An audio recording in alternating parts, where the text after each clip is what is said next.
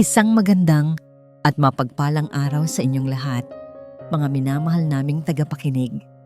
Muli, narito na naman ang inyong lingkod upang samahan kayo sa isang panibagong paglalakbay ng puso, isang kwentong susubok sa ating pananaw tungkol sa pag-ibig at paninindigan. Sabi nila, may mga desisyon sa buhay na kailangang gawin sa isang iglap, mga pagpiling babago sa takbo ng iyong kapalaran. Paano kung sa pinakamahalagang araw ng iyong buhay, kailangan mong pumili sa pagitan ng sinumpaang tungkulin at ng iyong pinapangarap na kinabukasan? Hanggang saan ang kayang isakripisyo ng isang pusong tapat? Pip, pip, pip! Ang sunod-sunod at halos walang katapusang tunog ng heart monitor, ang tanging musika sa loob ng malamig na operating room. Para kay Dr. Liana Kawayan, ang tunog na yon ay isang karerang hindi niya maaaring ipatalo. Bawat pumatak na pawis sa kanyang noo ay isang paalala, isang buhay ang nakasalalay sa kanyang mga kamay. Blood pressure dropping, doc! Ianunsyo ng nurse sa kanyang tabi. Hindi kumurap si Liana. Ang kanyang mga mata ay nakatuon lamang sa maliit at bukas na dibdib ng batang pasyente. Isang anghel na 5 taong gulang pa lamang. Sa ilalim ng matinding liwanag ng operating lamp, ang kanyang mga kamay na balot sa surgical gloves ay gumagalaw ng may katiyakan at bilis. Ngunit sa likod ng professional na maskara, ang kanyang isip ay isang magulong larangan ng digmaan. Ngayon ang araw ng kanyang kasal. Ngayon dapat ay suot niya ang isang puting bestida, hindi ang asul na scrubs na ito. Dapat ay hawak niya ang isang bouquet ng mga puting rosas, hindi ang malamig na bakal ng scalpel. Dagtum, hinihintay mo na ako. Ang pangalan ng kanyang mapapangasawa ay umalingaungaw sa kanyang isipan. Isang matamis na pangakong unti-unting nagiging isang mapait na paninisi. Tumingin siya sa orasan sa pader. 3:00 na ng hapon. Isang oras na siyang huli. Isang oras nang naghihintay ang lalaking pinangakuan niya ng habambuhay sa dambana. Doc, we're losing him. Ang nanginginig na boses ng resident doctor ang nagpabalik sa kanya sa kasalukuyan. Binitawan niya ang lahat ng alalahanin. Ang simbahan, ang mga bisita, si Dagtum, lahat ay naglaho. Sa sandaling iyon, isa lamang ang mahalaga, ang batang ito, ang buhay na ito. Give me the defibrillator. Clear! Isang malakas na pagyanig. Walang pagbabago. Again. Clear! Isa pa. Ang tuwid na linya sa monitor ay tila ng uuyam. Hinigpitan ni Liana ang kanyang panga. Hindi siya papayag. One more time. Higher dosage. Clear! At sa isang milagro, isang mahinang pip ang pumailan lang. Sinundan ng isa pa at isa pa. Ang tuwid na linya ay naging isang gumagalaw na alon ng pag-asa. Nagkaroon ng isang kolektibong paghinga ng ginhawa sa loob ng silid. Nanginig ang mga tuhod ni Liana sa wakas. Tagumpay. Nailigtas nila ang bata. Ngunit sa pagtingin niya muli sa orasan, ang tagumpay ay may kasamang lagablab ng pagkataranta. 4:00 na.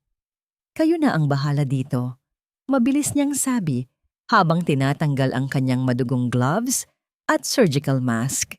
Hindi na siya nag-abala pang magpalit. Tumakbo siya palabas ng ospital. Ang pagod at tensyon ay bumabalot sa kanyang buong katawan. Sumakay siya sa kanyang kotse at pinaharurot ito. Ang puso niya'y kumakarera, kasabay ng bilis ng sasakyan. Tinawagan niya ang kanyang best friend na siyang maid of honor. Nasaan ka na, Lia? Galit na si Tita Gunita. Bungad nito sa kabilang linya. I'm on my way. I'm so sorry, may emergency sa ospital.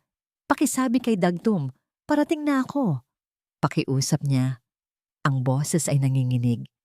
Pagdating niya sa simbahan, halos wala nang sasakyan sa labas. Nanalangin siya na sana ay nasa reception na ang lahat. Ngunit sa pagtulak niya ng malaki at mabigat na pinto ng dambana ng pag-ibig, isang nakabibinging katahimikan ang sumalubong sa kanya. Lahat ng mga bisita ay nandoon pa, nakaupo sa kani-kanilang mga pwesto. at lahat ng kanilang mga mata ay nakatuon sa kanya. Mga matang hindi nagpapakita ng saya, kundi ng awa, pagkadismaya at panghuhusga. Dahan-dahan siyang naglakad sa gitna ng pasilyo. Ang kanyang damit pang-opera na may bahid pa ng dugo ng kanyang pasyente ay tila isang kasuotan ng kahihiyan. Bawat hakbang ay parang may bigat na 1,000 bato. At doon, sa dulo ng pasilyo, sa harap ng altar, nakita niya sila. Si Dagtum, ang kanyang dagtum, ay nakatayo roon, ngunit hindi siya ang naghihintay.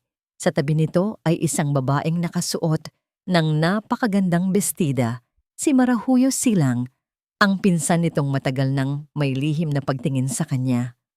At sa tabi nila, nakatayo ang ina ni Dagtum, si Gunita Elizalde, ang mukha ay kasing tigas ng bato. Napatigil si Liana. Ang hangin ay tila ninakaw mula sa kanyang mga baga. Anong ibig sabihin nito? Ang tanging nasabi niya, ang boses ay isang mahinang bulong. Si Gunita ang unang lumapit. Ang bawat hakbang nito ay puno ng paghamak. Tumigil ito sa harap ni Liana. Tinitigan siya mula ulo hanggang paa na may pagkasuklam. Anong ibig sabihin nito? Pag-uulit ni Gunita sa tanong niya. Ang boses ay matalim at malakas, sapat upang marinig ng lahat. Ang ibig sabihin nito ay tapos na ang kahibangan na ito. Isang babaeng walang pananagutan at mas inuuna pa ang trabaho kaysa sa sarili niyang kasal ay hindi karapat-dapat sa apelyidong Elizalde. Bawat salita ay isang sampal, isang saksak sa puso ni Liana. Hindi mo naiintindihan, tita. May buhay na kailangan kong iligtas. At paano naman ang buhay ng anak ko na sinira mo?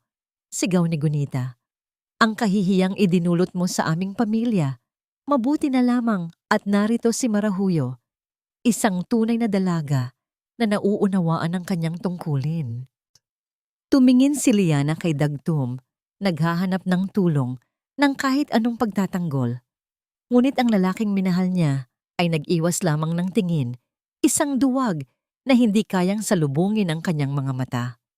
Sa sandaling iyon, gumuho ang mundo ni Liana. Ang pagod, ang sakit, ang kahihiyan, lahat ay bumuhos.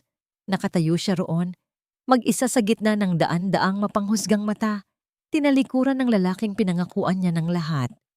Nang bigla, mula sa likuran ng simbahan, isang boses na kalmado, ngunit puno ng awtoridad, ang bumasag sa katahimikan. Isang kagalang-galang na doktora ang sinisira ninyo. Lahat ay napalingon sa pinanggalingan ng boses. Isang matangkad na lalaki sa isang mamahaling suit ang dahan-dahang humakbang pasulong mula sa dilim. Ang kanyang presensya ay agad na nagpatahimik sa mga bulungan. Ako ang ama ng batang iniligtas niya. Ang boses na yon, malalim, kalmado, ngunit may bigat na kayang pumigil sa pag-ikot ng mundo. Sa isang iglap, ang lahat ng bulungan ay natigil. Ang lahat ng mapanghusgang mga mata ay lumipat mula kay Liana patungo sa estrangherong naglakas loob na magsalita. Nilingon siya ni Gunita Elizalde. Ang muka ay puno ng pagkainis. At sino ka namang bastos ka para makialam sa usapin ng aming pamilya? Mataray na tanong nito. Hindi natinag ang lalaki. Nagpatuloy siya sa paglakad palapit. Ang bawat hakbang ay may tiwala sa sarili. Huminto siya ilang talampakan mula sa kanila, sapat na malapit upang makita ni Liana ang kanyang mukha. Isang mukhang tila inukit mula sa bato. May matalim na panga at mga matang kayang tumagos sa kaluluwa ng sinuman. Hindi ako nakikialam. Sagot ng lalaki, ang boses ay nananatiling kontrolado. Sinasabi ko lang ang katotohanan na pilit ninyong binabaluktot. Ang babaeng hinahamak ninyo sa harap ng lahat ay ang dahilan kung bakit humihinga pa rin ang anak ko hanggang na ngayon. Isang alo ng pagkalito ang gumuhit sa mukha ni Liana. Anak? Siya ba ang ama ng batang inoperahan ko? Wala kaming pakialam sa kung sino ka. Sigaw ni Gunita, ngunit may bahid na ng kaba sa kanyang boses. Talaga? Isang banayad na ngisi ang sumilay sa labi ng lalaki. Ang pangalan ko ay Bantayan Aguinaldo. Ang pangalan ay tila isang bombang sumabog sa loob ng simbahan. May mga napasinghap. Narinig ni Liana ang isang bulong mula sa isa sa mga bisita sa likuran. Aguinaldo? Yung may-ari ng Aguinaldo Corporation. Biglang namutla si Gunita. Maging si Dagtum at Marahuyo ay hindi makapaniwala. Ang lalaking kaharap nila ay hindi lang basta kung sino. Isa siyang bilyonaryo. Isang taong kayang bumili at magbenta ng buong angkan nila nang hindi man lang pinagpapawisan. Itinuon ni Bantayan ang kanyang malamig na mga mata kay Gunita. Ang doktora na ito ay isinakripisyo ang pinakamahalagang araw ng buhay niya para sa isang sinumpaang tungkulin. At ang iginaganti ninyo ay kahihiyan? Tumingin siya kay Liana at sa unang pagkakataon, nakakita siya ng bahid ng lambot sa mga mata nito. Hindi niya ito nararapat. Natahimik ang lahat. Ang pamilya Elizalde na kanina lang ay parang mga haring nagpaparusa ay ngayoy tila mga basang sisiw na hindi makagalaw.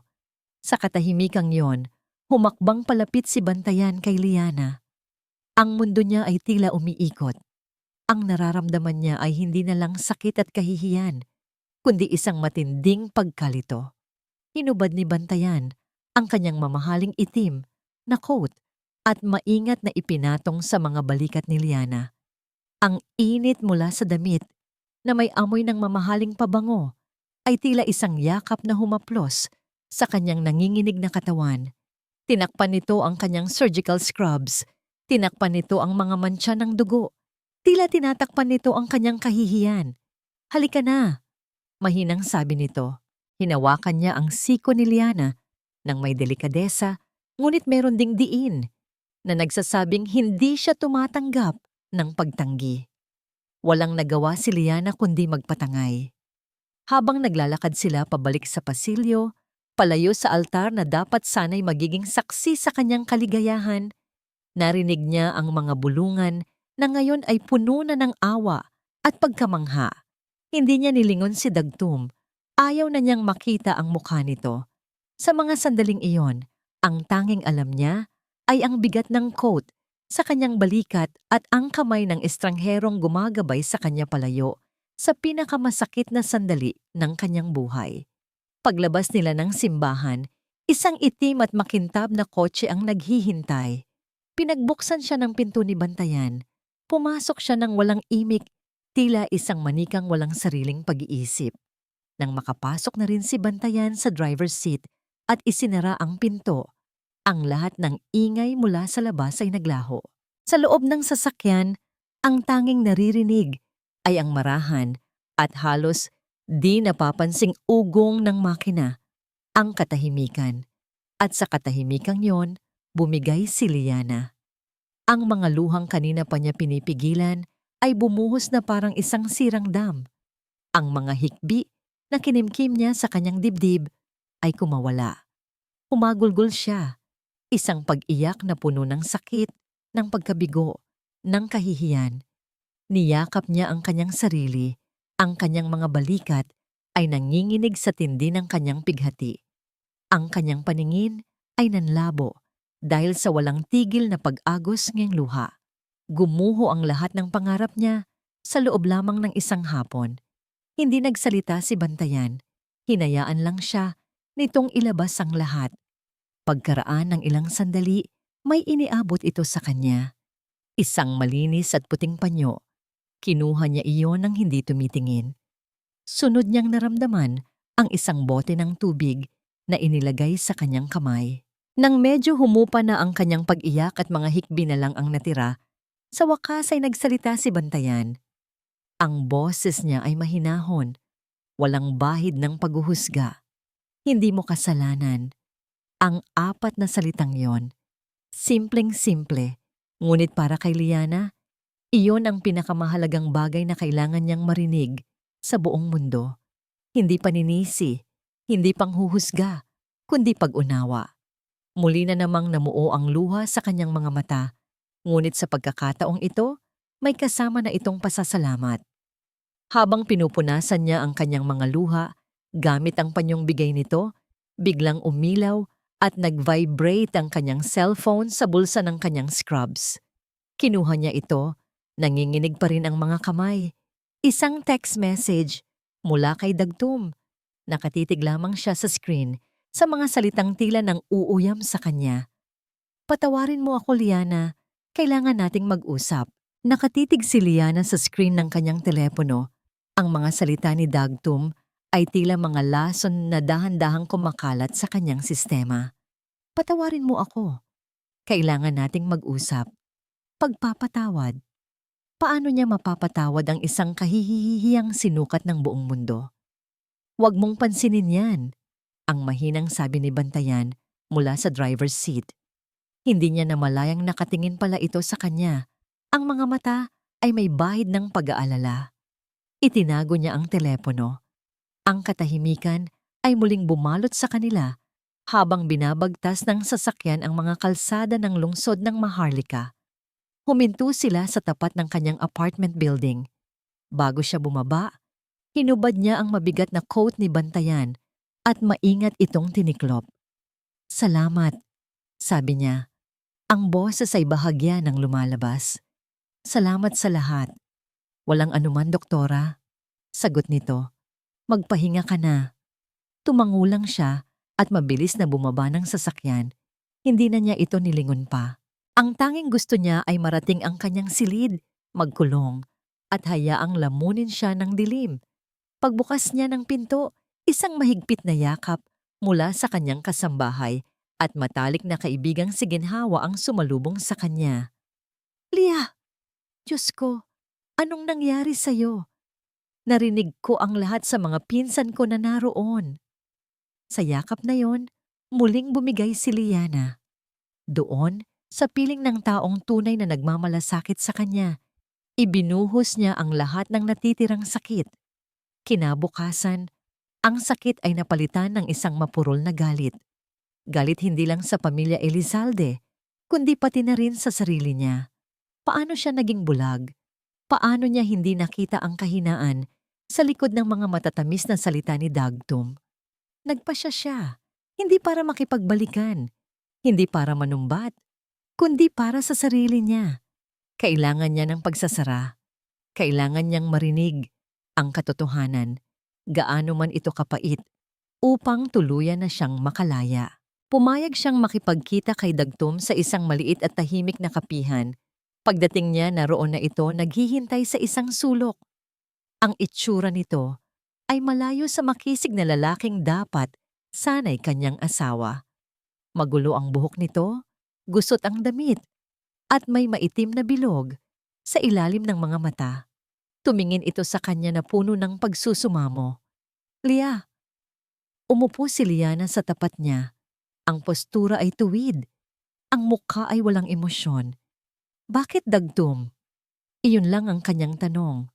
Patawarin mo ako, agad nitong sabi. Napilitan lang ako, Lia, si Mama. Alam mo naman si Mama. Ang pamilya natin, may pinagdadaanan kami. Malulugi na ang kumpanya. Ang kasal kay Marahuyo. Isang business deal yon para isalba kami. Ang bawat salita ay isang kumpirmasyon sa kanyang mga hinala. Hindi ito tungkol sa pag-ibig, ito ay tungkol sa pera, sa negosyo, at siya, si Liana, ay isang piyesang madaling isinakripisyo. Kaya ipinahiya mo ako sa harap ng daan-daang tao? Kaya hinayaan mong yurakan ni Tita Gunita ang pagkatao ko sa mismong araw na dapat ay pinakamasaya para sa atin? Malamig niyang tanong. Walang akong nagawa. Ano ang gusto mong gawin ko? Labanan ko ang sarili kong ina. Pangangatwiran ni Dagtum, ang boses ay tumataas. Sa sandaling iyon, lahat ng natitirang pagmamahal o kahit awa na nararamdaman ni Liana para kay Dagtum ay naglaho na parang bula.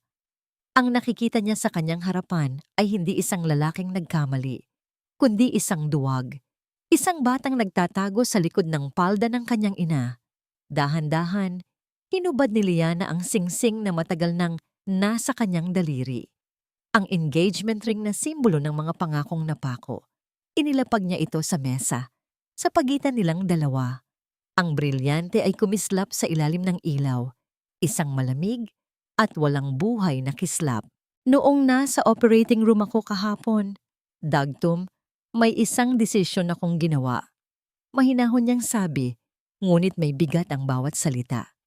Pinili kong iligtas ang isang buhay kaysa sa sarili kong kasal at hindi ko pinagsisisihan yun dahil iyon ang tama. Iyon ang paninindigan.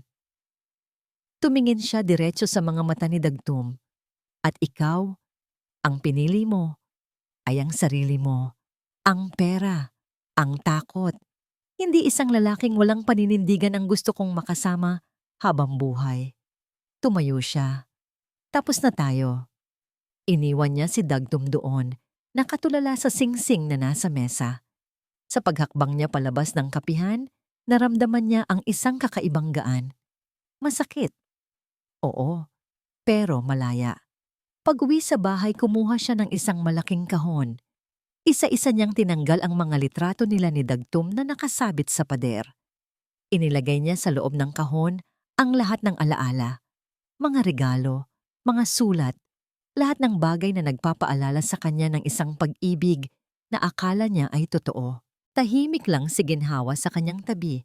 Tinutulungan siyang mag-impake, isang presensyang nagbibigay ng lakas. Nang halos puno na ang kahon, biglang tumunog ang kanyang telepono. Isang numerong hindi rehistrado. Nag-alinlangan siyang sagutin, ngunit sa huli ay pinindot din niya ang answer button. Hello? Doktora Kawayan? Ang boses. Ang kalmado at malalim na boses na yon. Biglang bumilis ang tibok ng puso ni Liana. Mr. Aguinaldo? Bantayan na lang, sabi nito sa kabilang linya. Tumawag lang ako para kumustahin ka at para na rin sana magpasalamat ng formal. Maayos na ang lagay ng anak ko. Salamat sa'yo. Naisip ko lang, baka gusto mong bisitahin siya para makita mo mismo. Ang alok ay simple at profesional. Isang paanyayang hindi niya matatanggihan bilang doktor ng bata. Sige, kailan ba? Ibinigay ni Bantayan ang address ng kanyang mansyon at sinabing anumang oras ay bukas ang pinto para sa kanya. Kinabukasan, pagkatapos ng kanyang duty sa ospital, naglakas loob siyang magpunta. Ang mansyon ng mga Aguinaldo ay higit pa sa kanyang inaasahan. Malaki ito, moderno, at napapaligiran ng isang malawak na hardin. Huminga siya ng malalim bago pinindot ang doorbell. Naghanda siya ng isang formal na ngiti. Inaasahang isang katulong o butler ang magbubukas ng pinto. Ngunit nang bumukas ang malaking pinto, ang ngiti sa kanyang labi ay naglaho. Ang babaeng nakatayo sa kanyang harapan ay hindi isang katulong. Nakasuot ito ng isang eleganteng damit pambahay. Ang buhok ay perpektong nakaayos at sa mga labi nito ay may isang nangiting mapang-asar at puno ng tagumpay. Si Marahuyo. Tila isang multo, mula sa nakaraang hindi pa niya tuluyang naiiwanan. Si Marahuyo silang ay nakatayo sa kanyang harapan. Ang parehong babae na tumayo sa tabi ni Dagtum sa altar, suot ang nangiting dapat sana ay para sa kanya. Ngayon, ang ngiting iyon ay narito muli. Mas matamis, ngunit mas nakakalasong tingnan. Liana, ikaw pala, sabi ni Marahuyo. Ang boses ay tila pulot na may halong lason. What a surprise! Hindi ko inaasahang magkikita tayo rito. Para bang hindi siya ang sumira ng buhay nito, 2 araw lang ang nakalipas. Pinilit ni Liana na panatilihin ang kanyang profesional na tindig. Hindi siya narito para sa babaeng ito. Narito siya para sa kanyang pasyente. Nandito ako para kay Mr. Aguinaldo. Inanyayahan niya akong tingnan ang kalagayan ng anak niya. Isang halakhak na pilit ang kumawala kay Marahuyo. Alright. Si Bayan, napakabait niya talaga, no? Humakbang ito patagilid para bigyan siya ng daan. Kilos na para bang siya ang may-ari ng pamamahay. Tuloy ka. Hinihintay ka na niya sa itaas. Sa bawat hakbang ni Liana papasok sa malamig at malawak na foyer, ramdam niya ang mga mata ni Marahuyo na nakatitig sa kanyang likuran. Ang hangin ay mabigat sa tensyon. Actually, dagdag ni Marahuyo, na sinasabayan siya sa paglalakad. Kakagaling lang namin sa isang meeting. Business partner kasi kami ni Bayan. We're launching a new real estate project together. Ang daming kailangang ayusin, lalo na sa high society circles. Ang bawat salita ay isang patutsada, isang paraan upang ipamukha sa kanya na sila ni Bantayan ay nabibilang sa isang mundong hindi para kay Liana. Isang mundong pinapatakbo ng pera at kapangyarihan, hindi ng sinumpaang tungkulin at pagliligtas ng buhay. Hindi kumibo si Liana. Ayaw niyang bigyan ng kasiyahan si Marahuyo na makitang apektado siya. Ngunit sa loob-loob niya, isang apoy ng inis ang nagsisimulang mag-alab. Pasensya na kung naabala ko ang meeting ninyo. Formal na sagot ni Liana, itinuon ang tingin sa engrandeng hagdanan sa kanilang harapan. Hindi naman, tapos na rin kami, sabi ng isang boses mula sa itaas ng hagdanan. Sabay silang napatingala. Doon nakatayo si Bantayan, nakasuot ng isang simpleng itim na polo shirt at slacks. Ang kanyang presensya ay agad na nagpabago sa kapaligiran. Nawala ang mapang-asar na ngiti sa mukha ni Marahuyo, napalitan ng isang pilit na ngiting matamis. Bayan, nandito na pala si Dr. Kawayan, sabi ni Marahuyo. Bumaba ng hagdan si Bantayan. Ang mga mata ay hindi inaalis kay Liana. Mayroong kakaibang emosyon doon na hindi niya mabasa. Pagdating sa ibaba, lumingon ito kay Marahuyo. Tapos na ang pag-uusap natin, Marahuyo. Tatawagan na lang kita kapag may mga updates na, sabi ni Bantayan. Ang kanyang tono ay magalang ngunit may diin, isang malinaw na pagpapaalis. Naintindihan ito ni Marahuyo.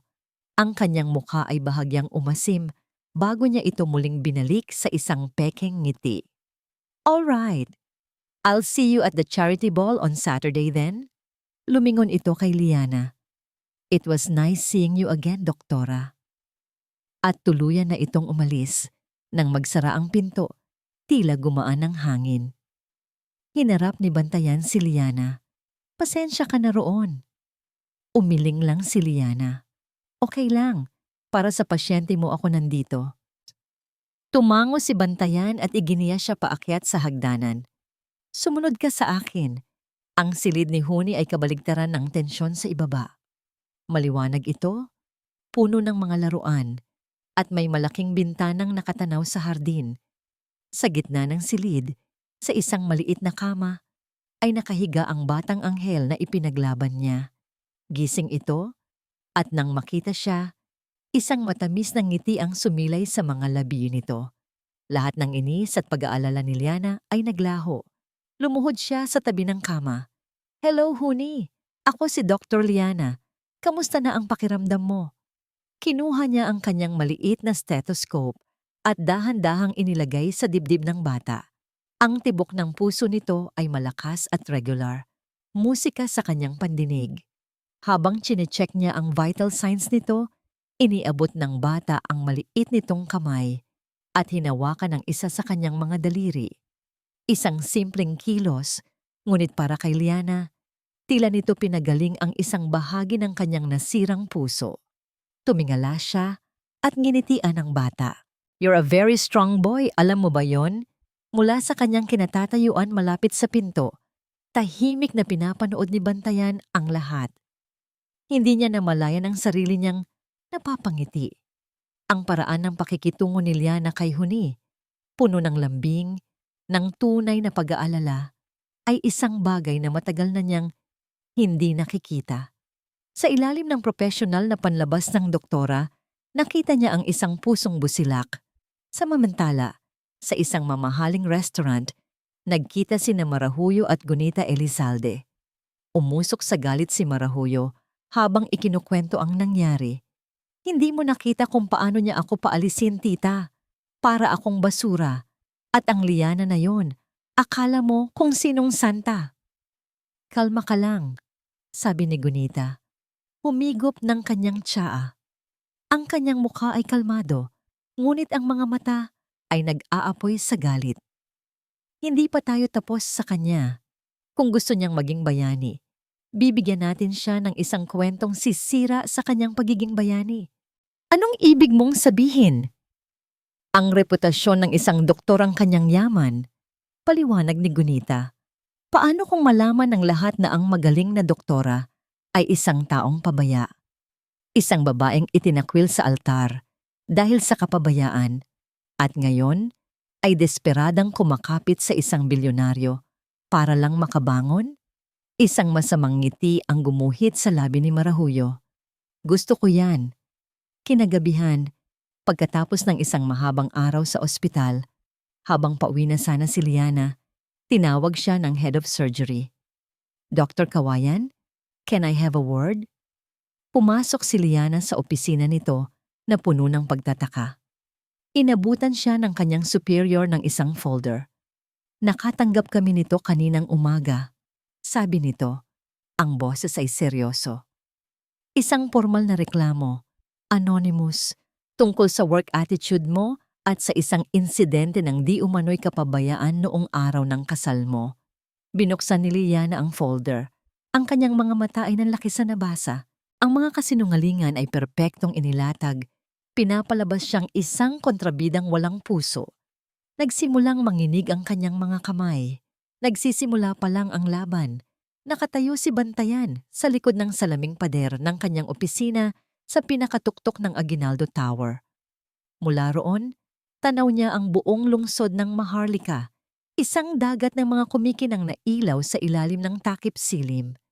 Para sa marami, ang tanawing ito ay simbolo ng kapangyarihan at tagumpay. Ngunit para kay Bantayan, isa lamang itong paalala ng kanyang kalungkutan. Isang kahariang walang reyna, hawak niya ang kanyang telepono, nakikinig sa ulat ng kanyang pinagkakatiwalaang Chief of Security. Confirmed, sir. Ang reklamo laban kay Dr. Kawayan ay isinampa online gamit ang isang disposable email, pero na-trace namin ang IP address. Pabalik sa isa sa mga computer sa opisina ng Elizalde Corporation. Hindi na bigla si Bantayan. Inaasahan na niya ito. Ang uri ng mga taong kayang ipahiya ang isang babae sa altar ay ang uri rin ng mga taong kayang gumawa ng ganito, kaiksing paninira. I see. Keep digging. Gusto kong malaman ang lahat ng baho nila. Financial records, personal debts, lahat. Masusunod, sir. Sagot ng nasa kabilang linya. Pagkababa ng tawag, napabuntong hininga si Bantayan at naupo sa kanyang mamahaling leather chair. Ipinikit niya ang kanyang mga mata.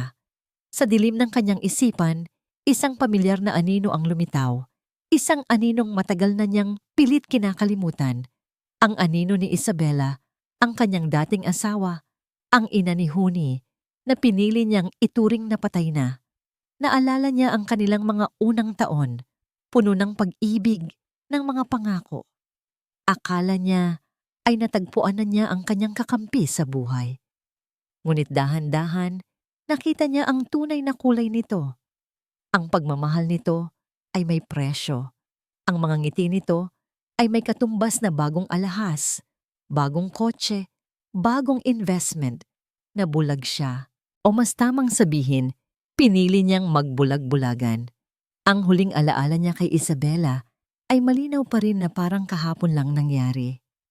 Si Huni ay sanggol pa lamang noon, nilalagnat. Nagmamakaawa siyang huwag muna itong umalis para sa isang business trip sa Europa. Bantayan, don't be so dramatic. It's just a fever, sabi nito habang isinasara ang maleta. The nanny is here.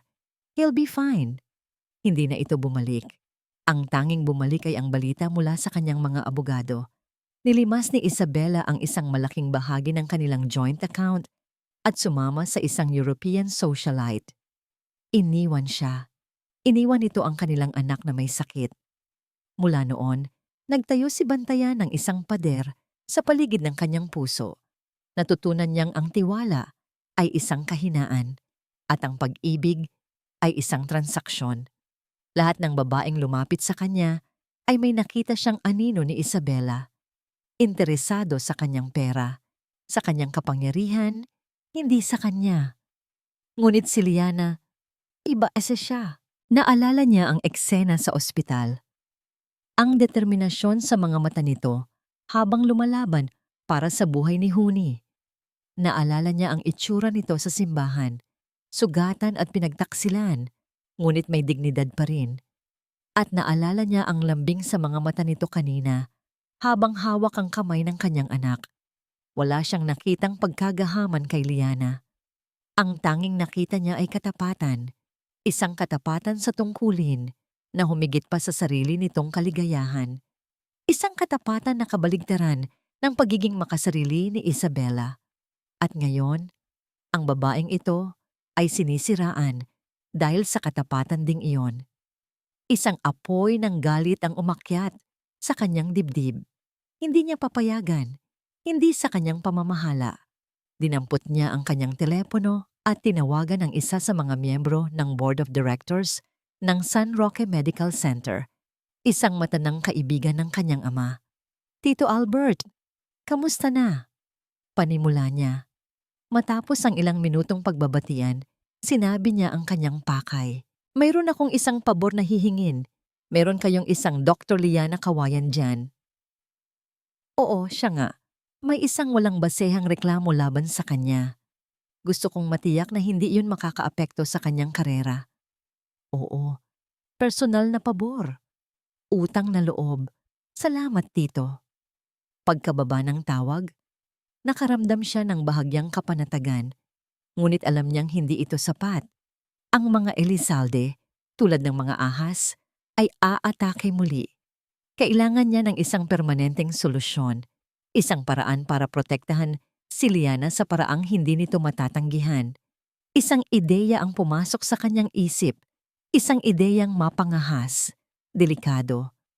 Ngunit marahil, ito ang tanging paraan. Tumayo siya at kinuha ang kanyang coat. Kailangan niya itong gawin ng personal. Ilang sandali pa, ipinarada niya ang kanyang sasakyan sa tapat ng simpleng apartment building kung saan nakatira si Liana. Bumaba siya at naglakad patungo sa pinto. Ang kanyang isip ay buo na sa desisyon. Nang buksan ni Liana ang pinto, kitang-kita sa mukha nito ang pagkabigla. Ang mga mata nito ay bahagyang namumugto, marahil dala ng stress mula sa reklamong natanggap. "Mr. Aguinaldo, anong ginagawa mo rito?" Bantayan. Pagtatama niya. "Pwede ba akong pumasok? May mahalaga akong sasabihin." Pinapasok siya ni Liana sa maliit, ngunit malinis nitong sala. Naupo sila, may 1 metrong pagitan. Ang katahimikan ay halos nakakabingi. "Alam ko na ang tungkol sa reklamo," diretsahang sabi ni Bantayan. Nakita niya ang pagkagulat sa mga mata ni Liana na agad na palitan ng pagtatanggol. Hindi totoo ang mga iyon. "Alam ko," mabilis niyang sagot. "At alam ko kung sino ang may gawa noon." Tumingin siya diretso sa mga mata nito. Hindi sila titigilan na Liana. Hanggat nakikita kanilang mag-isa at mahina, hindi kanila titigilan. "Kaya kong ipagtanggol ang sarili ko," matigas na sabi ni Liana. Ngunit narinig ni Bantayan ang bahagyang panginginig sa boses nito. "Hindi mo kailangang gawin yan ng mag-isa." Huminga siya ng malalim. "Eto na. May alok ako sa'yo. Isang paraan para matigil na ang lahat ng ito." Nagantay si Liana. Ang pagtataka ay malinaw sa kanyang mukha. Tinitigan siya ni Bantayan. Ang kanyang boses ay seryoso at walang bahid ng pagbibiro. "Tulungan mo akong magpanggap na kasintahan ko." Ang mga salita ni Bantayan ay lumutang sa hangin sa pagitan nila, mabigat at hindi kapani-paniwala. "Magpanggap na kasintahan mo?" Pag-uulit ni Liana, ang boses ay halos pabulong. Akala niya ay nagkamali siya ng dinig. Tumango si Bantayan. Ang kanyang mukha ay seryoso pa rin. "Isipin mo, Liana, ang tanging sandata nila laban sa'yo ay ang naratibong isa kang sawimpalad na doktora na iniwan sa altar. Isang biktima. Pero kung makikita ka ng lahat na masaya, na nakahanap agad ng kapalit, at hindi lang basta kapalit, mawawalan sila ng kapangyarihan. May luhi ka sa sinasabi niya, ngunit ang ideya ay napakapangahas. Pero, bakit mo ito gagawin? Ano ang makukuha mo rito? Tanong ni Liana. Ang pagdududa ay malinaw sa kanyang boses. Sumandal si Bantayan sa sofa. Ang kanyang kilos ay nagpapahiwatig ng pagiging komportable. May utang na loob ako sa'yo. Iniligtas mo ang buhay ng anak ko. Isa pa, matagal na rin akong pinipilit ng media na magkaroon ng inspirasyon. Ang pagkakaroon ng isang kagalang-galang na doktora bilang kasintahan ay maganda para sa imahe ko. It's a mutually beneficial arrangement. Isang kasunduan, isang kontrata, iyon pala ang tingin niya rito. Medyo nakaramdam ng kirot si Liana, ngunit ipinagwalang bahala niya ito. Tama si Bantayan. Ito ang pinakapraktikal na solusyon. May mga patakaran, sabi ni Liana. Sinusubukang bawiin ang kontrol sa sitwasyon. Walang personalan, trabaho lang. At kapag natapos na ang lahat ng gulo, tapos na rin tayo. Agreed. Mabilis na sagot ni Bantayan na tila inaasahan na niya ang mga kondisyon. May isa lang akong hihilingin. Maging mabuti ka kay Huni. Iyon lang. Ang hiling na yon ang nagpatunaw sa natitirang pag-aalinlangan ni Liana. Ang pagmamahal ng lalaking ito para sa kanyang anak ay totoo at hindi mapag-aalinlanganan. Tumango siya. Deal. Ang kanilang unang opisyal na paglabas bilang magkasintahan ay sa isang malaking charity ball makalipas ang ilang araw. Ang parehong event na binanggit ni Marahuyo. Sinundo siya ni Bantayan sa kanyang apartment. Nang buksan niya ang pinto, natigilan ito. Suot niya ang isang simpleng dark blue evening gown na nagpapatingkad sa kanyang figura. Ang buhok niya ay nakapusod ng simple at ang makeup niya ay minimal. You look, napatigil si Bantayan na tila naghahanap ng tamang salita. Stunning! Isang hindi inaasahang init ang gumapang sa mga pisngi ni Liana. Ikaw din, mukhang maayos. Biro niya, para lang maitago ang kanyang kaba. Sa buong event, hindi bumitaw si Bantayan sa kanyang tabi. Ang kamay nito ay laging nakahawak sa kanyang baywang.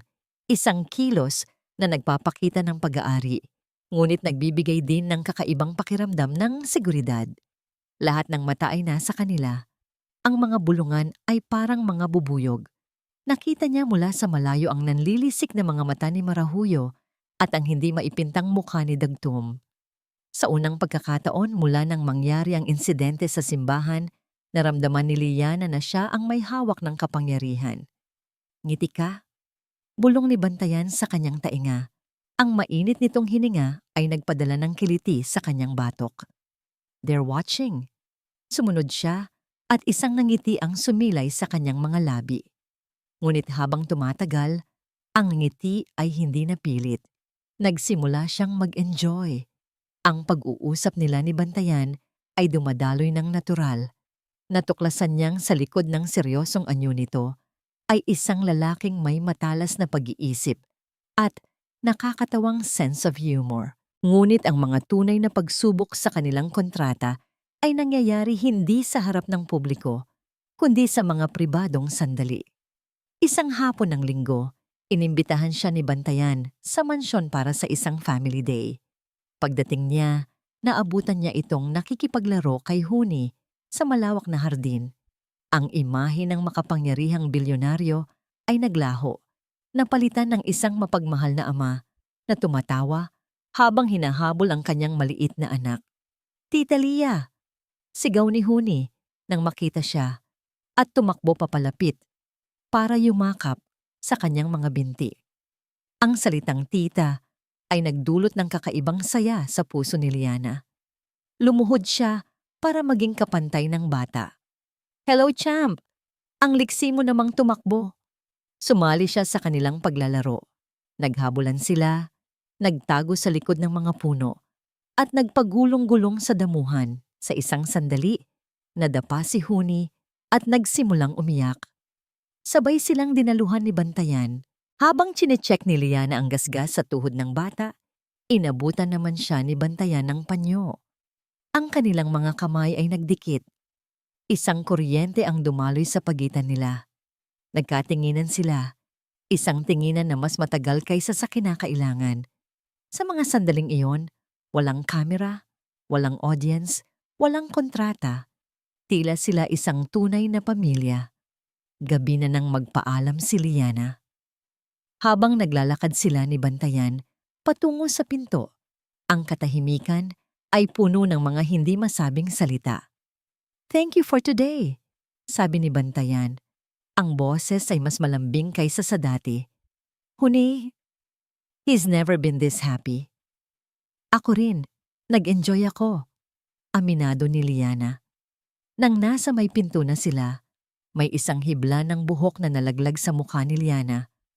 Automatikong itinaas ni Bantayan ang kanyang kamay at dahan-dahang inalis iyon. Ang kanyang mga daliri ay bahagyang dumampi sa pisngi ni Liana. Ang kilos ay napakabagal, napakadelikado. Ang kanilang mga mukha ay ilang pulgada na lang ang layo. Ang kanyang mga mata ay bumaba sa kanyang mga labi. Ang mundo ni Liana ay tumigil sa pag-ikot. Hinintay niya. Isang bahagi niya ay gustong-gusto ang mangyayari, ngunit biglang bumalik sa katinoan si Bantayan. Mabilis nitong binawi ang kamay na tila napaso. "Gagabi na. Mag-ingat ka sa pag-uwi." Tumalikod si Liana at mabilis na naglakad patungo sa kanyang kotse. Ang puso niya ay malakas na kumakabog. Ang linya sa pagitan ng totoo at pagkukunwari ay nagsisimula ng mabura. Sa loob ng bahay, hindi na malaya ni Bantayan na si Ginhawa na sinundo ni Liana para samahan siya ay nasa may kusina at nakarinig ng isang bahagi ng pag-uusap nila ni Liana. Nang umalis si Liana, pumasok si Ginhawa sa sala para magligpit nang biglang tumunog ang telepono ni Bantayan. "Hello? Yes, I understand. Just make sure she's safe." Of course, hindi niya pwedeng malaman ang totoo tungkol kay Huni. It will break her. Napatigil si Ginhawa sa kanyang paglilinis. Ang totoo tungkol kay Huni, isang malamig na kaba ang gumapang sa kanyang dibdib. Mayroon bang isang bagay na hindi nila alam? Isang lihim na mas malaki pa sa kanilang inaakala? Kinabukasan, habang naghahanda si Liana para pumasok sa ospital, napansin niyang kakaiba ang ikinikilos ni Ginhawa. Ang dating masayahing kasama niya ay tahimik at tila may malalim na iniisip. Habang nagkakape sila, hindi na nakatiis si Liana. "Wawa, may problema ba?" tanong niya. "Kanina ka pa walang imik." Nag-atubili si Ginhawa. Tiningnan niya si Liana na may pag-aalala sa mga mata. "Lia, kasi kagabi, may narinig ako." Ikinuwento ni Ginhawa ang pag-uusap sa telepono ni Bantayan na kanyang narinig. Ang sabi niya, hindi niya pwedeng malaman ang totoo tungkol kay Huni. "Lia, ano kayang ibig sabihin nun?" Ang puso ni Liana ay biglang kinabahan. Baka naman tungkol lang sa sakit ni Huni yun, Wawa. O kaya, tungkol sa nanay niya. Alam mo na, baka maselan na usapin.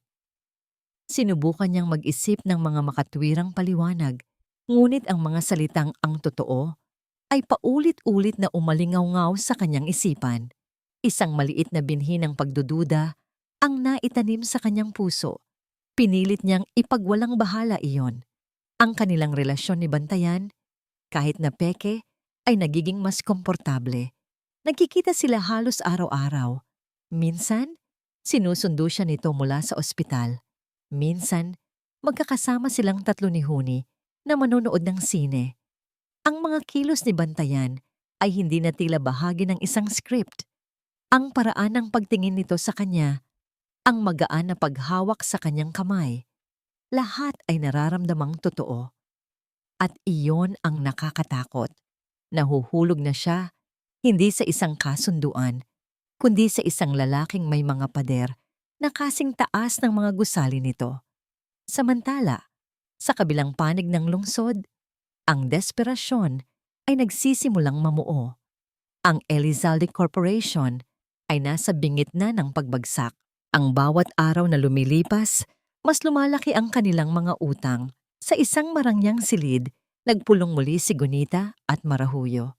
Hindi gumagana ang plano natin, galit na sabi ni Marahuyo. Habang sinisiraan natin si Liana, lalo naman siyang pinapabango ni Bantayan Aguinaldo. Ang mga tao, kinakampihan pa siya. Siya raw ang underdog heroine. Dahil mababaw ang ating mga atake, sagot ni Gunita, ang kanyang boses ay malamig at puno ng kalkulasyon. Kailangan nating tumira sa kung saan talaga siya masasaktan, hindi sa kanyang reputasyon, kundi sa kanyang bagong pag-ibig. Anong ibig mong sabihin? Lahat ng tao ay may tinatagong sekreto, Marahuyo. Maging ang isang Bantayan Aguinaldo, kailangan lang nating hanapin ang tamang tao na maghuhukay nito. Isang masamang ngiti ang gumuhit sa labi ni Gunita. At kilala ko na kung sino. Isang gabing Biyernes, naghanda si Bantayan ng isang sorpresang hapunan para kay Liana sa isang private garden sa rooftop ng isa sa kanyang mga hotel. Ang lugar ay napapaligiran ng mga bulaklak, may malambing na tugtugin, at tanaw ang nagniningning na city lights. Ito ay perpekto. Masyadong perpekto. Para saan to? Tanong ni Liana, hindi maitago ang pagkamangha. Para sa'yo. Simpleng sagot ni Bantayan. Para magpasalamat sa lahat ng ginagawa mo para kay Huni. At para sa akin. Ang gabing iyon ay puno ng tawanan at makabuluhang pag-uusap. Sa unang pagkakataon, nagkwento si Bantayan tungkol sa kanyang pagkabata, sa kanyang mga pangarap bago pa man niya minana ang korporasyon. Nakikita ni Liana ang isang panig niya na hindi pa niya nakikita noon. Isang panig na mas malambot, mas vulnerable. Sa gitna ng kanilang masayang kwentuhan, naaalala ni Liana ang sinabi ni Ginhawa. Sinubukan niyang labanan ng tukso, ngunit hindi niya napigilan. Bantayan! Panimula niya. Sinubukang gawing kaswal ang kanyang tono. Si Huni, kamukha niya ba ang nanay niya? Ang tanong ay tila isang batong ibinagsak sa isang tahimik na lawa. Ang ngiti sa mukha ni Bantayan ay agad na naglaho. Ang init sa kanyang mga mata ay napalitan ng isang pamilyar na lamig. Hindi natin kailangang pag-usapan yan, sabi nito. Ang boses ay biglang naging formal. Kumuha ito ng wine glass at uminom. Pasensya na, mabilis na sabi ni Liana. Naging curious lang ako. May mga bagay sa nakaraan na mas mabuting hayaan na lang sa nakaraan, Liana. Ang biglaang pagbabago sa kanyang mood ay isang malakas na sampal kay Liana. Ang pader na akala niya ay unti-unti nang bumabagsak ay muling itinayo ni Bantayan. Mas mataas at mas matibay kaysa dati. Ang natitirang bahagi ng hapunan ay ginugol nila sa isang hindi komportableng katahimikan. Kinabukasan, habang nag-i-scroll si Liana sa kanyang social media feed habang nagbe-break sa ospital, isang article mula sa isang kilalang gossip blog ang nakakuha ng kanyang pansin. Ang larawan ni Bantayan, nakarga si Huni ang nasa thumbnail. Ngunit ang headline ang nagpatigil sa kanyang paghinga. Lihim ng mga yaman ng mga taga-ari-ari ng Aguinaldo. Ang nag-iisang anak na lalaki ay tunay na tagapagmana ayon sa batas. Nanginginig ang mga kamay ni Liana habang binubuksan ang artikulo. Ito ay puno ng mga insinuasyon at mga tanong na may pahiwatig. Walang direktang akusasyon, ngunit malinaw ang mensahe. Mayroong isang malaking sekreto tungkol sa pagkatao ni Huni. Binanggit pa sa artikulo ang misteryosong pag-alis ng dating asawa ni Bantayan. Ang dugo ni Liana ay tila nagyelo sa kanyang mga ugat. Ito ba yon? Ito ba ang totoo na hindi niya maaaring malaman? Ang kanyang isip ay napuno ng mga tanong. Sino si Huni? At bakit ito inililihim ni Bantayan sa kanya? Ang lalaking unti-unti na niyang pinagkakatiwalaan ay isa rin palang sinungaling. Crash! Ang tunog ng nabasag na kristal ay umaling-awngaw sa loob ng malawak na penthouse office ni Bantayan. Ang baso ng whiskey na hawak niya kanina lang ay ngayoy pira-piraso na sa sahig, kasama ng mamahaling alak na kumalat na parang dugo sa puting marmol. Ang kanyang mga kamay ay nakakuyom sa magkabilang gilid ng kanyang mesa. Ang mga ugat sa kanyang braso ay litaw na litaw. Ang kanyang paghinga ay malalim at mabigat. Sa screen ng kanyang tablet, ang headline ng gossip blog ay tila isang pangungutya na paulit-ulit na sumasampal sa kanya. Sir, tumatawag po ang PR department. Nagtatanong sila kung ano ang ilalabas nating official statement. Ang boses ng kanyang executive assistant mula sa intercom ay puno ng pag-aalala. Sabihin mo sa kanila, manahimik sila. Ako ang bahala dito. Sigaw ni Bantayan. Isang bagay na bihirang-bihira niyang gawin. Hindi ang sekreto mismo ang nagpagalit sa kanya ng ganito. Matagal na niyang inihanda ang sarili sa posibilidad na isang araw ay lalabas din ito. Ang nagpapagalit sa kanya ay ang timing, ang paraan, at ang taong alam niyang masasaktan ng husto. Dahil dito, si Liana. Inatake nila siya sa paraang pinakamabisa. Hindi sa pamamagitan ng pag-atake sa kanya, kundi sa pamamagitan ng pag-atake sa pundasyon ng tiwalang unti-unti niyang itinatayo kasama si Liana. Ginawa siyang isang sinungaling sa mata nito. Isang malamig na takot ang gumapang sa kanyang dibdib. Paano kung isipin niyang kasabwat siya rito? Na sinadya niyang ilihim ito? Ang tanong ni Liana kagabi ay biglang bumalik sa kanyang alaala. Si Huni, kamukha niya ba ang nanay niya? Ang inosenteng tanong na yon ay ngayoy nagkaroon ng ibang kahulugan sa kanyang isipan na nilason ng galit at ng luma niyang mga sugat. Nagdududa na ba siya noon pa? Nag-iimbestiga na ba siya sa likuran ko? Ang anino ni Isabela, ang babaeng nagaling magpanggap, ang babaeng naghukay ng kanyang mga kahinaan, ay biglang bumalot sa imahe ni Liana. Sa gitna ng kanyang magulong pag-iisip, bumukas ang pinto ng kanyang opisina. Si Liana, suot pa ang kanyang scrubs. Ang muka ay puno ng pag-aalala. Bantayan, nakita ko ang article. Okay ka lang ba? Tanong nito. Ang boses ay malambing. Ngunit ang lambing na yon ay hindi narinig ni Bantayan. Ang tanging narinig niya ay kumpirmasyon sa kanyang mga takot. Humarap siya kay Liana. Ang kanyang mga mata ay nag-aapoy sa galit at pagkabigo. Bakit ka nandito? Malamig niyang tanong.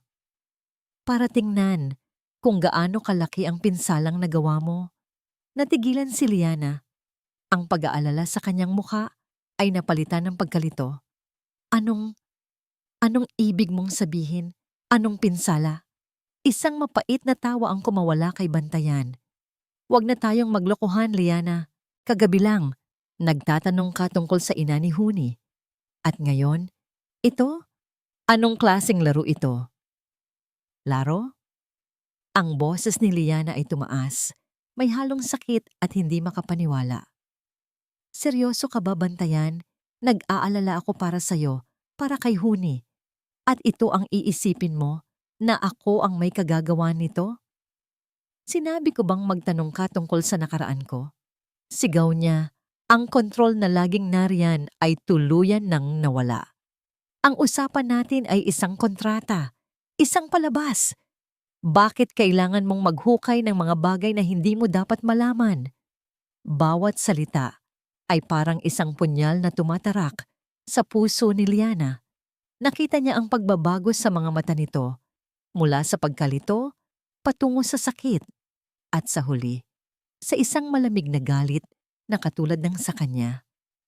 Tama ka, sabi ni Liana. Ang boses ay nanginginig ngunit matatag. Isang kontrata. At napakatanga ko para isiping mayroon ng higit pa roon. Akala ko, nagsisimula na tayong magtiwala sa isa't isa. Pero malinaw na hindi. Humakbang siya palapit, ang mga mata ay hindi bumibitiw sa kanya.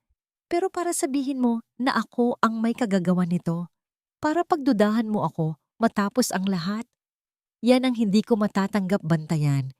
Inakusahan mo ako ng isang bagay na ginawa sa'yo ng nakaraan mo at hindi ako ang babaeng yun. Ang mga salita ni Liana ay tumama sa kanya ng mas malakas kaysa sa kahit anong sampal.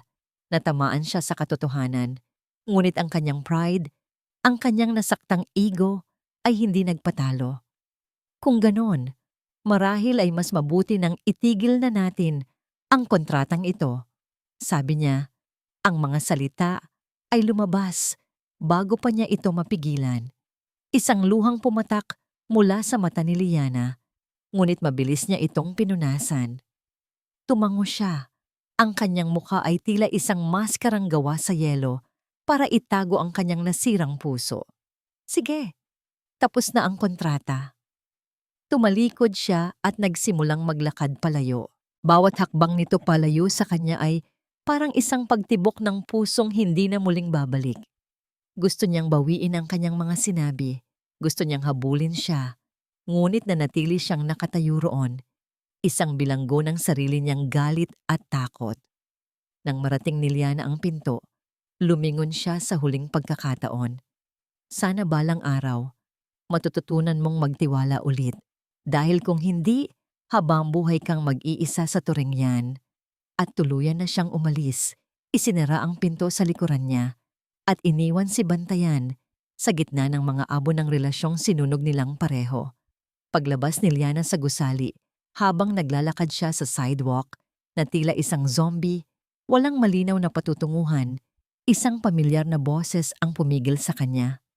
Liana. Napahinto siya at lumingon. Doon, nakatayo si Dagtum. Ang mukha ay may kakaibang ekspresyon ng awa.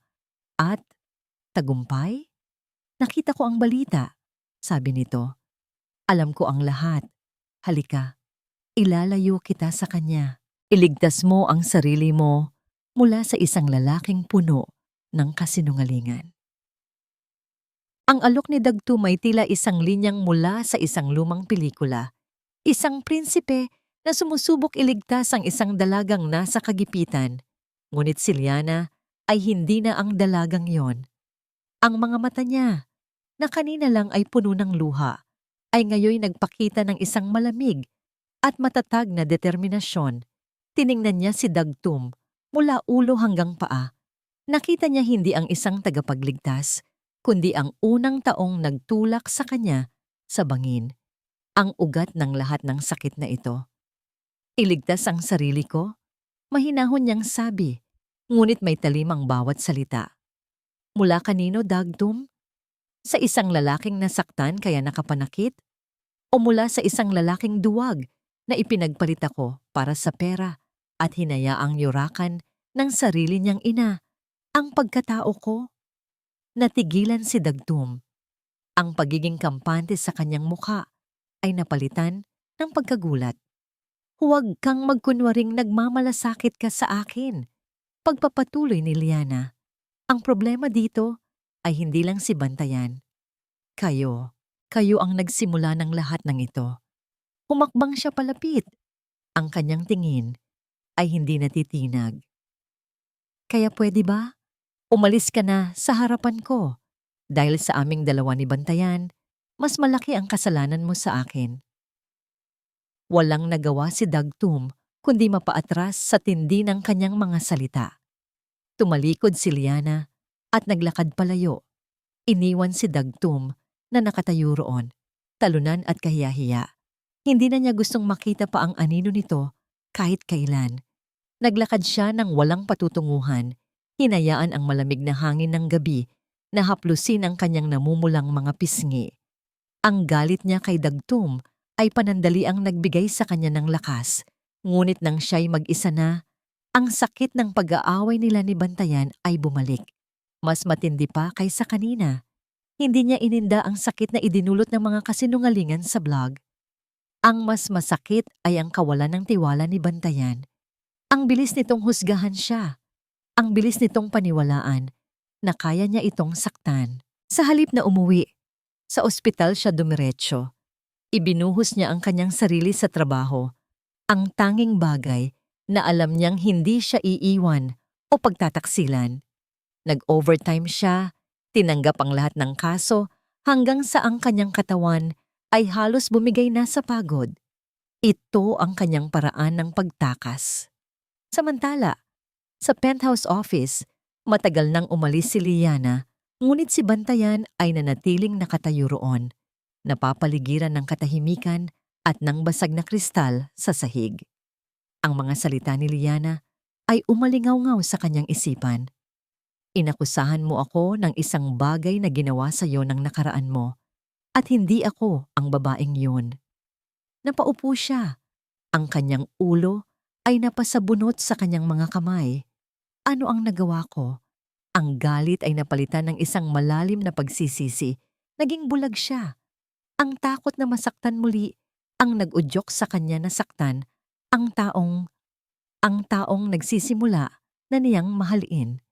Alam niya kung nasaan ito. Ang ospital. Ang kanlungan nito. Mabilis siyang nagmaneho patungo sa San Roque Medical Center. Hindi na niya inisip ang sasabihin ng iba. Ang tanging mahalaga ay makausap niya si Liana. Kailangan niyang itama ang kanyang pagkakamali. Natagpuan niya ito sa isang tahimik na sulok ng hospital garden, nakaupo sa isang bench, nakatingin sa kawalan. Ang pagod ay kitang-kita sa kanyang mukha. Dahan-dahan siyang lumapit. Ang bawat hakbang ay puno ng pag-aalinlangan. Nang maramdaman ni Liana ang kanyang presensya, hindi ito lumingon. Kung nandito ka para muling mag-akusa, Bantayan, umalis ka na lang. Sabi nito, ang boses ay pagod at walang emosyon. Hindi, sagot ni Bantayan. Ang boses niya ay malumanay. Nandito ako para humingi ng tawad. Umupo siya sa tabi nito, may kaunting espasyo sa pagitan nila. Walang kapatawaran ang ginawa ko, Liana. Naging duwag ako. Hinayaan kong lamunin ang nakaraan ko ang kasalukuyan. At sa proseso, nasaktan ko ang taong pinakamabuti na dumating sa buhay ko. Hindi pa rin tumitingin si Liana, ngunit nakita niya ang isang luhang muling pumatak mula sa mata nito. Huminga siya ng malalim. Oras na para sirain ang mga pader. Oras na para sa katotohanan. Gusto kong malaman mo ang totoo. Panimula niya. Ang totoo tungkol kay Huni. Ikinuwento niya ang lahat. Tungkol sa kanyang matalik na kaibigan, si Miguel, ang tunay na ama ni Huni. Tungkol sa asawa nitong si Ana. Ikinuwento niya ang kanilang masayang pagsasama. Hanggang sa isang gabi, isang malagim na aksidente sa sasakyan ang kumuha sa buhay nilang dalawa. Si Huni, na sanggol pa lamang noon, ay himalang nakaligtas. Bago sila maaksidente, pagpapatuloy ni Bantayan, ang boses ay nanginginig sa pigil na emosyon. Ginawa nila akong ninong ni Huni. At nagbiruan pa kami na kung may mangyari sa kanila, ako na ang bahala sa anak nila. Hindi ko akalain na ang birong yun ay magkakatotoo. Ikinuwento niya kung paano niya legal na inampon si Huni. Kung paano niya ito itinuring na tunay na anak. Inilihim ko ito hindi dahil sa kahihiyan, kundi para protektahan siya. Ayokong lumaki siyang iniisip na iba siya. Ayokong maramdaman niyang hindi siya tunay na Aguinaldo. Siya ang buhay ko, Liana. Sa wakas, lumingon si Liana. Ang kanyang mga mata, bagamat puno ng luha, ay puno na rin ng pag-unawa. Ang galit ay nawala. Napalitan ng habag. Patawarin mo ako kung hindi ko sinabi sa iyo agad, sabi ni Bantayan. Ang totoo, natatatakot ako. Dahil sa sandaling malaman mo ang buong katotohanan, mas nagiging totoo ka sa buhay ko. At natakot akong baka kapag nalaman mo ang lahat ng bagahe ko, umalis ka rin. Hindi na napigilan ni Liana. Lumapit siya at niyakap si Bantayan ng mahigpit. Isang yakap na puno ng pagpapatawad, ng pag-unawa, ng panibagong simula. Naramdaman niyang yumakap din pabalik si Bantayan. Ang mga braso nito ay humigpit sa paligid niya na para bang ayaw na siyang pakawalan. Hindi ako aalis. Bulong ni Liana sa kanyang dibdib. Dahan-dahan silang humiwalay sa yakap. Hinawakan ni Bantayan ang kanyang mukha.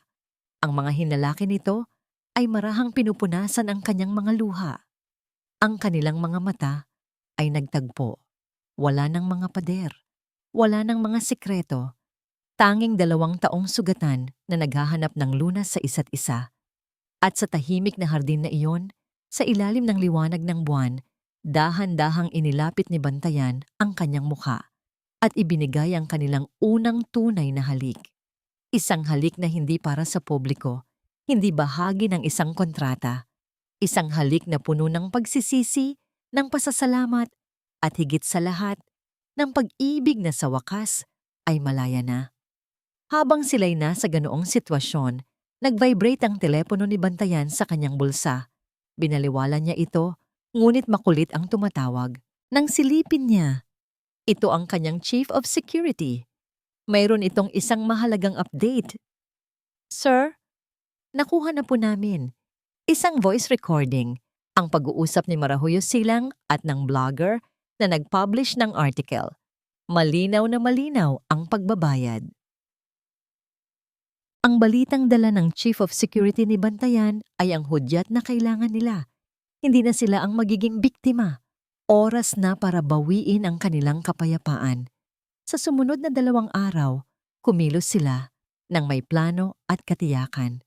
Nagpatawag si Bantayan ng isang urgent and exclusive press conference sa Grand Ballroom ng isa sa kanyang mga hotel na nangangako ng isang major announcement tungkol sa Aguinaldo Corporation at sa kanyang personal na buhay. Ang imbitasyon ay nagdulot ng malaking ingay sa media at sa alta sosyedad. Ang lahat ay inaasahang sasagutin na ni Bantayan ang kontrobersyal na artikulo. Sa kampo ng mga Elizalde, ang balitang ito ay sinalubong ng kaba at pagtataka. Ano na naman ang binabalak niya? Tanong ni Marahuyo kay Gunita habang sila ay nag-uusap sa telepono. Hayaan mo siya, sagot ni Gunita. Kahit na ang kanyang boses ay may bahid ng pag-aalala. Kahit anong sabihin niya, hindi niya maitatanggi ang katotohanan. Manatili lang tayong tahimik. Ang pinakamagandang gawin ay pumunta roon para ipakita sa lahat na hindi tayo apektado. At yun nga ang kanilang ginawa. Dumating ang pamilya Elizalde, si Gunita, Dagtum at Marahuyo sa press conference, suot ang kanilang pinakamagagarang damit. Ang mga mukha ay tila mga maskara ng kumpiyansa. Umupo sila sa unahang hanay, handang panoorin ang inaakala nilang pagbagsak ni Bantayan. Nagsimula ang press con, daan-daang kamera ang nakatutok sa entablado. Ang hangin ay mabigat sa antisipasyon. Sa backstage, hinawakan ni Liana ang kamay ni Bantayan. Handa ka na ba? Tumingin si Bantayan sa kanya. Ang mga mata ay puno ng pagmamahal at determinasyon. Hanggat kasama kita, handa ako sa lahat. Hinalikan niya ang noo ni Liana. This is not just for me. This is for us, for Huni, at para sa lahat ng inagawan nila ng katarungan. Sabay silang lumabas sa entablado. Ang pagpoprograma ng mga kamera ay lalong umingay. Umupo sila sa mga upuang inihanda para sa kanila. Sa unahang hanay, nakita nila ang pamilya Elizalde. Isang malamig na ngiti ang binigay ni Marahuyo. Nginitian lang siya pabalik ni Liana, isang ngiting kalmado at puno ng kahulugan. Kinuha ni Bantayan ang mikropono. Ang lahat ay natahimik. Magandang hapon sa inyong lahat, panimula niya. Salamat sa inyong pagdalo. Tinawag ko kayo rito para linawin ang 2 bagay na naging paksa ng maraming espekulasyon nitong mga nakaraang araw. Huminga siya ng malalim. Una, tungkol sa aking anak. Totoo ang espekulasyon. Si Huni Aguinaldo ay hindi ko tunay na anak sa dugo. Isang kolektibong singhap ang maririnig sa buong ballroom. Nagkatinginan sina Gunita at Marahuyo, ang kanilang mga mata ay nagdiriwang. Inamin niya, ngunit hindi pa tapos si Bantayan. Siya ay anak ng aking puso. Siya ay anak ng aking pinakamatalik na kaibigan na pumanaw na. Siya ay isang regalong ipinagkatiwala sa akin. At oo, siya ang nag-iisa at karapat-dapat na tagapagmana ng lahat ng aking ari-arian. Ang pagiging ama ay wala sa dugo, kundi nasa pag-aalaga at pagmamahal. Isang malaking larawan ni Bantayan na masayang karga si Huni ang lumabas sa malaking screen sa likuran nila. Ang sinseridad sa boses ni Bantayan ay tumagos sa puso ng marami sa audience. Ang dapat sanang iskandalo ay naging isang kwento ng pag-ibig at sakripisyo. Ang pangalawang bagay, pagpapatuloy ni Bantayan, ang kanyang tono ay biglang naging matigas at malamig. Ay tungkol sa kung paano lumabas ang impormasyong ito. Isang alon ng kaba ang gumapang sa sistema ni Nagunita at Marahuyo. Ang artikulong yon ay hindi isang produkto ng magaling na pamamahayag, sabi ni Bantayan. Ito ay produkto ng paninira, isang bayad na trabaho, isang desperadong hakbang mula sa mga taong nasa bingit ng pagbagsak. Sa hudyat ni Bantayan, ang larawan sa screen ay nawala at napalitan ng isang audio waveform at isang boses ang umalingaw-ngaw sa buong ballroom. Ang boses ni Marahuyo. How much? Bibigyan kita ng doble. Siguraduhin mo lang na ang article ay lalabas bago ang Sabado. Gusto kong isipin ng lahat na ang anak niya ay isang bastardo. Ang boses ng blogger na kausap niya ay sumagot. Tinatalakay ang presyo at kung paano nila itatago ang transaksyon. Ang mukha ni Marahuyo ay biglang namutla na parang papel. Si Gunita ay napatayo. Ang bibig ay nakabukas sa pagkabigla.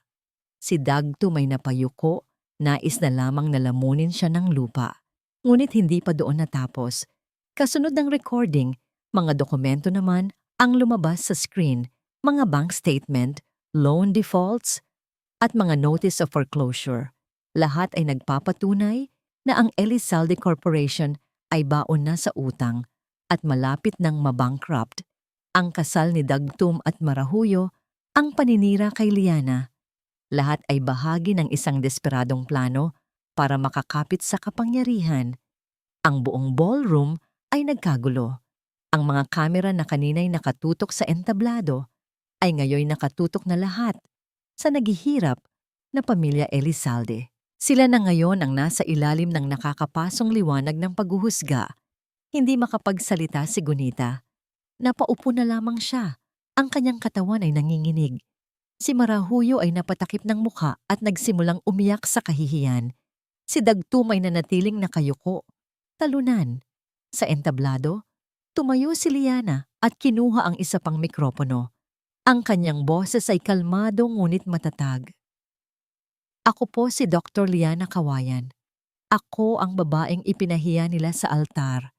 Ginawa ko ang aking sinumpaang tungkulin. At ang naging kapalit ay paninira at kasinungalingan.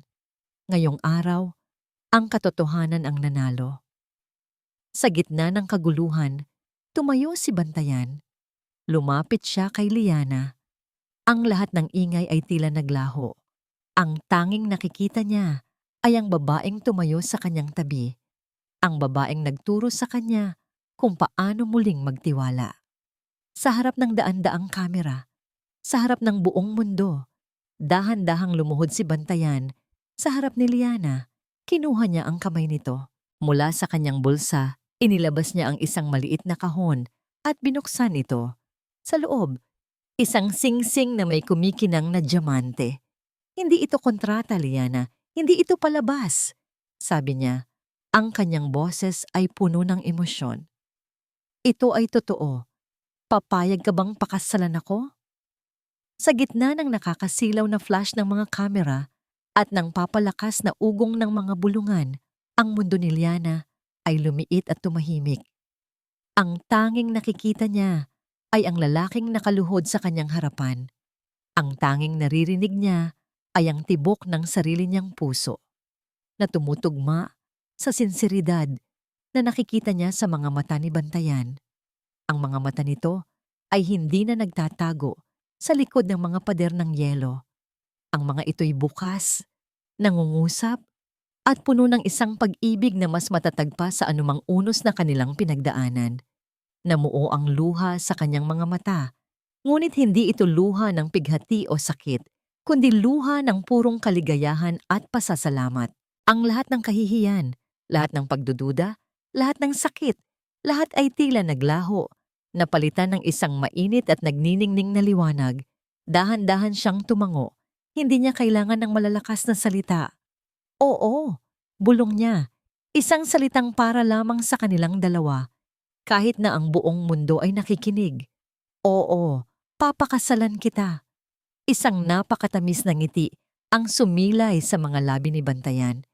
Kinuha nito ang singsing mula sa kahon at dahan-dahang isinuot sa kanyang daliri. Perpekto ang sukat. Tila doon ito ginawa para manatili. Sa pagtayo ni Bantayan, isang malakas na palakpakan ang umalingaw-ngaw sa buong ballroom. Niyakap siya nito ng mahigpit at sa yakap na yon, naramdaman ni Liana na sa wakas, nakauwi na siya. Lumipas ang ilang araw, ang iskandalo ay naging usap-usapan ng buong bansa. Ngunit sa pagkakataong ito, ang simpatya ng publiko ay nasa panig na nila. Habang nakaupo si Liana sa sala ng mansyon ni Bantayan, pinapanood niya ang isang news report sa telebisyon. Tuluyan nang bumagsak ang Elizalde Corporation matapos mag-file ng bankruptcy, sabi ng news anchor. Samantala, nahaharap naman sa patong-patong na kaso ng libel at cybercrime ang kilalang blogger na si inaasahang magiging mabilis ang paglilitis dahil sa matibay na ebidensyang inilabas ng kampo ni Mr. Bantayan Aguinaldo. Pinatay ni Liana ang telebisyon. Wala na siyang naramdamang galit o paghihiganti. Tanging kapayapaan. Tapos na ang kabanatang iyon ng kanyang buhay. Makalipas ang ilang buwan, ang hardin ng mansyon ng mga Aguinaldo ay naliligo sa ginintuang sikat ng araw. Nakaupo si Liana sa isang malambot na kumot sa damuhan, habang si Bantayan ay nakasandal sa isang puno. Binabasahan sila ng isang pambatang libro. Sa kandungan ni Liana ay si Huni, na taimtim na nakikinig sa kwento. At namuhay sila ng maligaya magpakailanman. Pagtatapos ni Bantayan sa libro, pumalakpak si Huni. Again! Again, Papa! Ngumiti si Bantayan. Bukas na ulit, champ. Medyo pagod na si Papa. Tumingala si Huni kay Liana. Ang mga mata nito ay bilog at nagniningning. Itinuro nito ang larawan ng reyna sa libro. She's pretty. Tapos ay itinuro nito si Liana. Like you. Isang matamis na ngiti ang gumuhit sa labi ni Liana. Hinaplos niya ang buhok ng bata. Mama? Ang isang salitang iyon. Napahinto si Liana. Tumingin siya kay Huni, hindi makapaniwala sa kanyang narinig.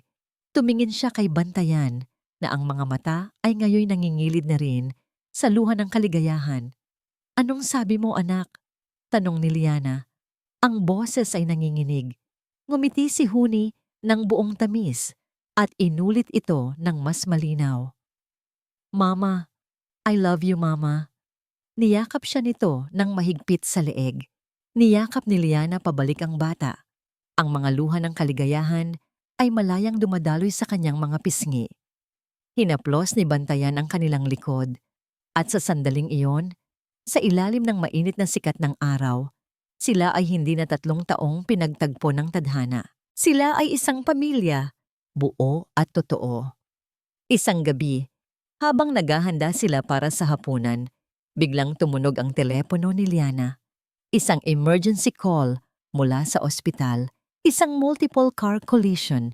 Kailangan ang lahat ng available na surgeon. Sa nakaraan ang ganitong tawag ay magdudulot ng tensyon at pag-aalinlangan. Ngunit ngayon, iba na. Tumingin siya kay Bantayan. Tumango ito, ang mga mata ay puno ng pag-unawa at suporta. Go! They need you. Kami na ang bahala ni Huni dito. Lumapit si Liana kay Huni at hinalikan ito sa noo. Be a good boy for Papa, okay?